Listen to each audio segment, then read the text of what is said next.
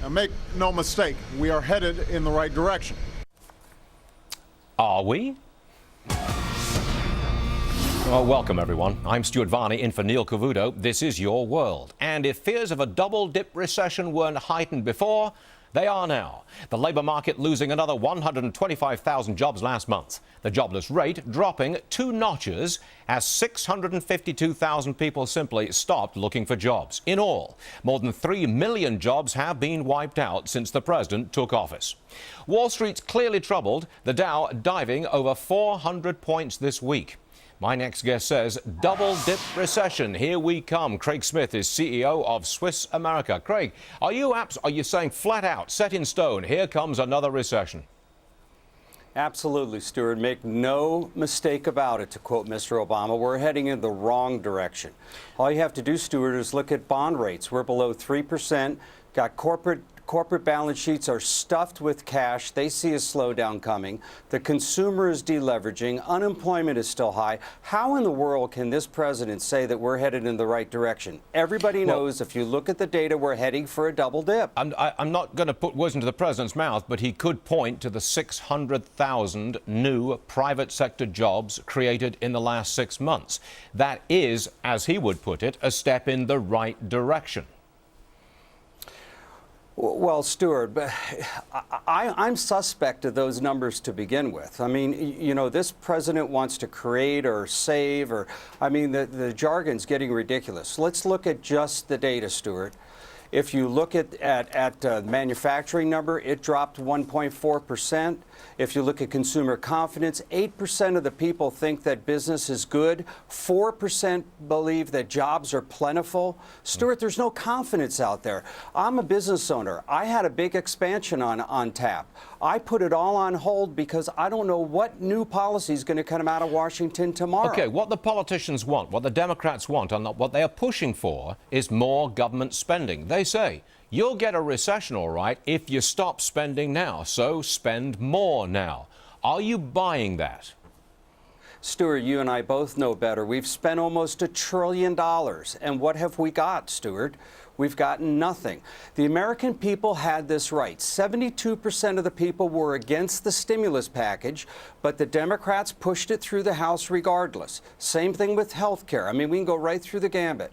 The bottom line is we need to cut taxes. We need to create an environment in the private sector, where people will start hiring again, Stuart, and you can only do that when people feel confident. I hear you, Craig, but what you've suggested is in the long term. It's not going to happen in the next 6 months, probably not in the next year. So you're leaving us by saying it's going to happen. We are headed for a recession, certain. And that's the way we leave it, right?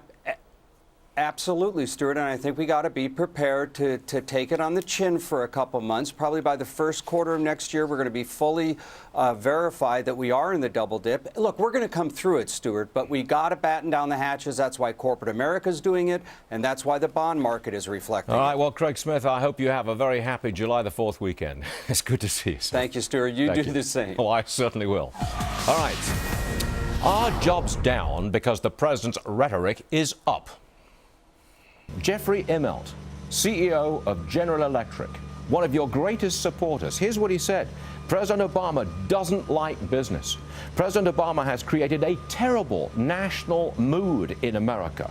Mr. Immelt is talking about over-regulation of the economy. Now, if you've lost Jeff Immelt, if you've lost GE, that's pretty bad news, isn't it?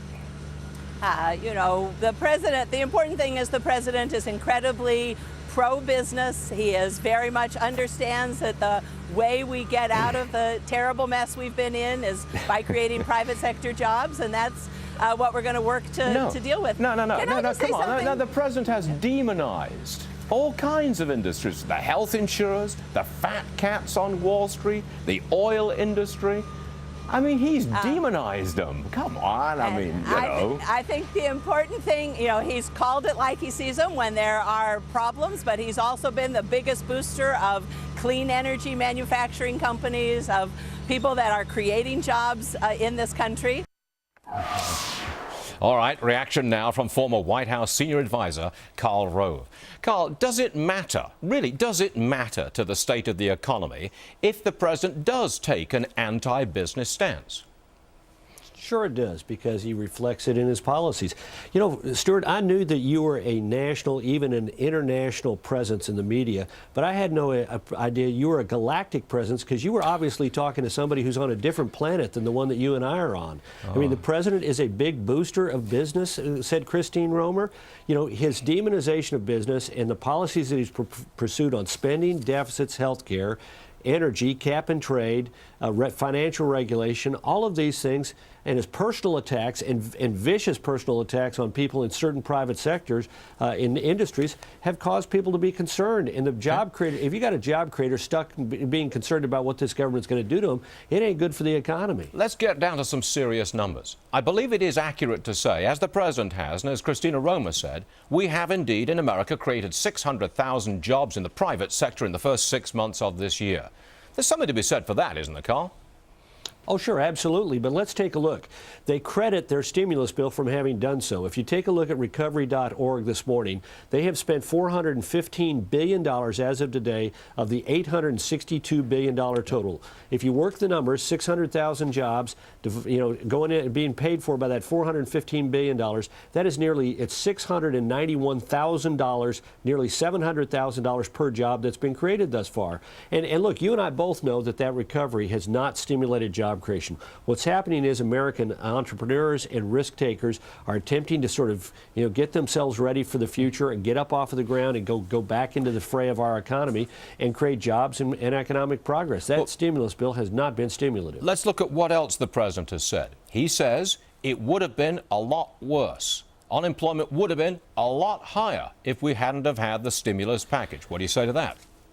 Well, what I say is that on January 9th of last year, Christina Romer, whom you just interviewed, issued a document in conjunction with the Vice President's economic advisor, Jared Bernstein, and the two of them said if we do nothing, if we spend no money, the economy is going to go, unemployment is going to rise above 9% and persist there through the balance of 2009 and well into, if not all of 2010. On the other hand, if we pass the stimulus bill, unemployment is going to top out at less than 8% and decline rapidly thereafter. We're getting the economic performance that Christina Romer, the president's chief economic advisor, told us we would have if we did nothing, if we didn't pass the stimulus bill. So, look, I appreciate all the wing-wang and back and forth and spinning that the administration is doing, but this stimulus bill has been a dismal failure. The American economy is going to recover, but it's going to recover in spite of, not because of their policies. Karl?